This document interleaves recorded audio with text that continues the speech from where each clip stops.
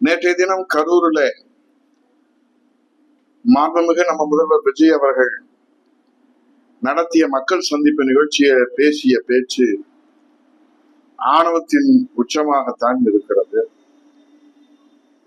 விஜய் அவர்கள் இன்னமும் தன்னை ஒரு நடிகராக அடையாளப்படுத்திக் கொள்ளவே விரும்புகிறாரோ என்னவோ, தாய் தமிழ்நாட்டின் கண்ணியமிக்க முதலமைச்சர் பதவிக்கு தன்னை தகுதிப்படுத்திக் கொள்ளவோ தயார்படுத்திக் கொள்ளவோ அவர் இன்னும் அக்கறை செலுத்தவில்லை, கவனம் செலுத்தவில்லை என்பதுதான் நேற்றைய விஜய் அவர்களின் ஆணவ பேச்சு. சினிமா கதாநாயகன் போல வசீகர வசனமும் பஞ்சு டயலாக்கும் பேசுகிறேன் என்று விஜய் வாயை திறந்தாலே கூவம் ஆற்றின் சாக்கடை தான் வெளியே வருகிறது.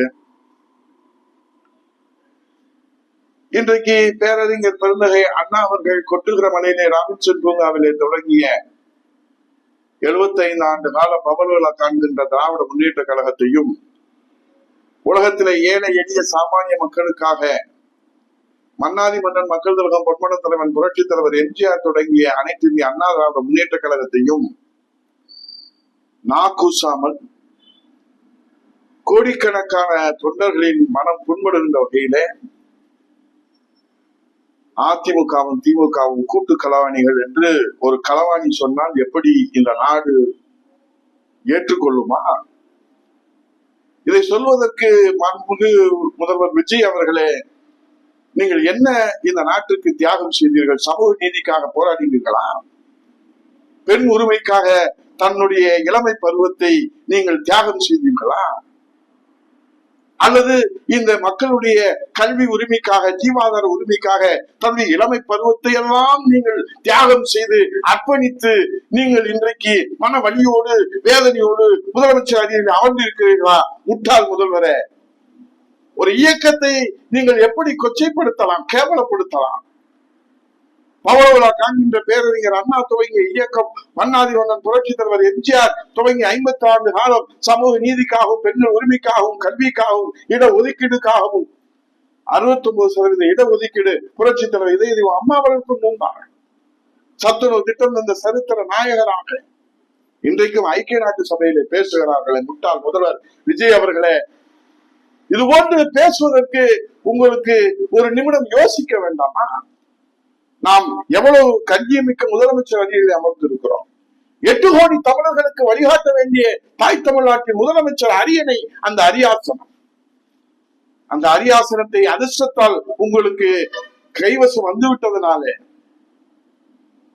ஜென்சி தலைமுறை இன்றைக்கு உங்களை ஆதரிக்கிறார்கள் என்கிற காரணத்தினாலே அந்த ஜென்சி தலைமுறைகளினுடைய உணர்வுகளை தூண்டி விடுகின்ற வகையிலே, அவர்களை தவறாக வழிநடத்துகின்ற வகையிலே, அவர்களுக்கு தவறான வரலாற்றை போதிக்கின்ற வகையிலே வரலாறை திருத்தி கூறலாமா?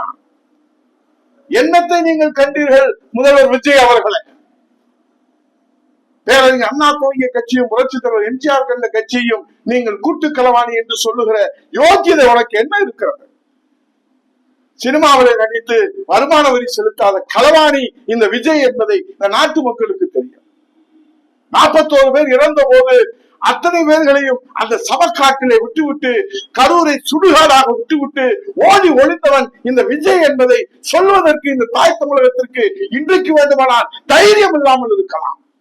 ஜென்சி தலைமுறையை நீங்கள் மயக்கி வைத்திருக்கிற காரணத்தினால், ஜென்சி தலைமுறையை நீங்கள் தவறாக வழிநடத்துகிற காரணத்தினால், விஜய் அவர்களே, உங்கள் மகுடிக்கு எல்லோரும் மயங்கி விட மாட்டார்கள். என்ன பேசுகிறோம் என்று தெரிய வேண்டாமா? ஒரு முதலமைச்சர் அரியணை நீ சினிமா வசத்துல எதை வேண்டுமானாலும் பேசிவிட்டு கூலிக்கு மாரடிக்கிற வசனங்களை பேசிவிட்டு செல்வதல்ல முதலமைச்சர் அரியணை. மூலறிஞர் ராஜாஜி, கர்மவீரர் காமராஜர், பேரறிஞர் அண்ணா, புரட்சி தலைவர் எம்ஜிஆர், புரட்சி தலைவர் அம்மா, இன்றைக்கு வரை புரட்சி தலைவர் எடப்பாடியார், மு.க. ஸ்டாலின் அவர்கள் வரை அமர்ந்த அந்த கண்ணியமிக்க அந்த முதலமைச்சர் அரியாசனம் 80 ஆண்டு காலத்துக்கு மேல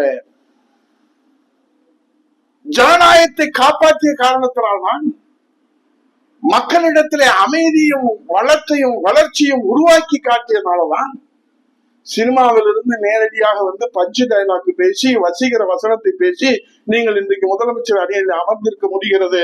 விஜய் அவர்களை மறந்து விட்டு பேசக்கூடாது.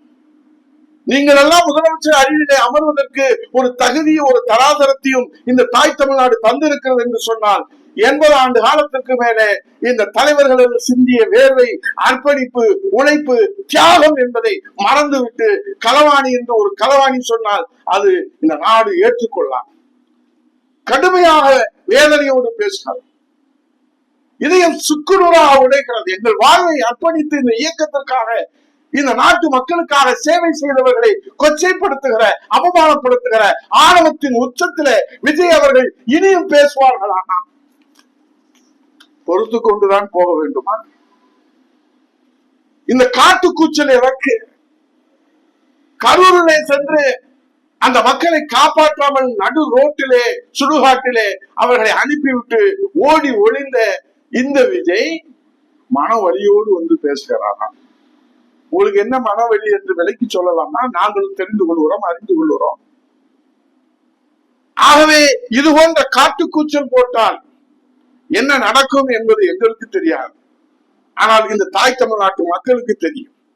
காட்டுக்கூச்சல் போடுகின்ற உயிரினத்தை நாட்டுக்குள்ள என்ன வேலை? கரூரிலே போய் காட்டுக்கூச்சல் போடுகிற அந்த உயிரினத்திற்கு இந்த நாட்டுக்குள்ள என்ன வேலை என்று கேள்வி எழுப்புகிற அந்த ஜனநாயகம் தலை தோங்குகிற நாள் வெகு தொலைத்தில இல்லை. ஆகவே பொறுத்திருந்து பார்ப்போம்.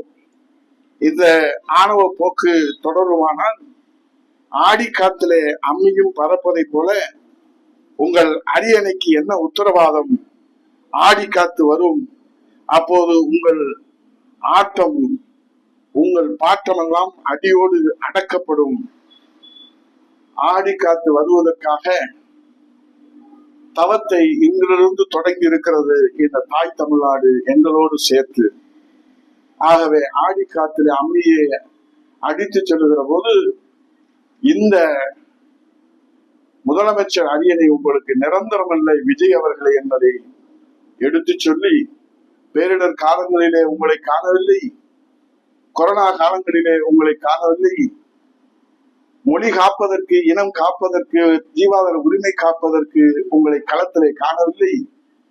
இப்போது நீங்கள் 2 ஆண்டு கட்சியிலே தேர்தல் களத்திலே நின்று ஜெட்சிகளை தவறாக வழிநடத்தி முதலமைச்சர் அரியணையில் அமர்ந்து விட்டால் எதை வேண்டுமானாலும் பேசுவேன் என்று ஆணவத்தோடு பேசினால் எங்களை போன்ற கோடிக்கணக்கான தன்மானம் உள்ள, நெஞ்சிலே ஈரம் உள்ள, இந்த இயக்கங்களால் கல்வி பெற்றவர்கள், உதவித்தொகை பெற்றவர்கள், மடிக்கணினி பெற்றவர்கள், சத்துணவு சாப்பிட்டவர்கள், இந்த இயக்கத்தால் வாழ்வு பெற்றவர்கள், வளம் பெற்றவர்கள், இந்த இயக்கத்தால் உயர்ந்தவர்கள், உன்னத நிலையிலே இருப்பவர்கள், பொருளாதாரத்திலே, உரிமையிலே, சமூக நீதியிலே, அவர்களெல்லாம் மௌனம் காப்பது உங்களுக்கு பயந்து கொண்டல்ல, உங்களுடைய அடக்குமுறைக்கு, உங்களுடைய அதிகாரத்துக்கு பயந்து கொண்டல்ல, பொறுத்து கொண்டிருக்கிறோம். உங்கள் முதலமைச்சர் பதவிக்கான தேனிரவு காலத்திற்காக.